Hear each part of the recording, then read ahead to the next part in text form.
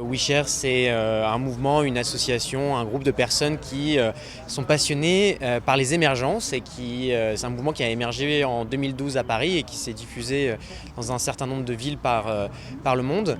Et à l'époque, l'émergence qui nous stimulait le plus, c'était la consommation ou l'économie collaborative. En revanche, il faut effectivement apporter une attention particulière à mieux expliciter la différence entre des modèles de plateformes qui se développent de manière extrêmement importante, voire exponentielle dans un certain nombre de pays par-delà le monde, qui ont parfois des impacts qu'on peut extrêmement questionner sur l'activité économique, sur la création d'emplois.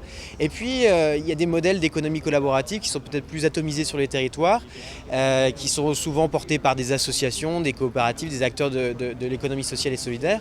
Et si vous voulez, nous, avec WeShare, on cherche à faire en sorte qu'il y ait des rencontres, des passerelles entre ces différents mondes. Et le thème de l'événement cette année, c'est la ruée vers l'or, parce qu'en fait, beaucoup d'entrepreneurs ont tenté de monter des plateformes et très peu ont réussi, et très peu ont trouvé beaucoup d'or. Mais ceux qui ont trouvé de l'or ont trouvé beaucoup d'or.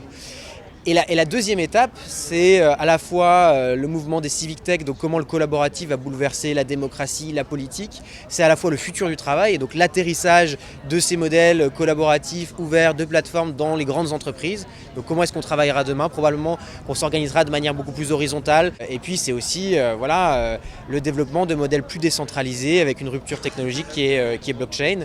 Et là aussi, il faut faire attention à se dire, est-ce que finalement cette technologie va être utilisée au service de modèles plus décentralisés, de modèles où la création de valeur va bénéficier au plus grand nombre, ou est-ce qu'en fait on va retrouver le même cycle où seuls quelques entrepreneurs et quelques investisseurs bénéficieront de cette innovation.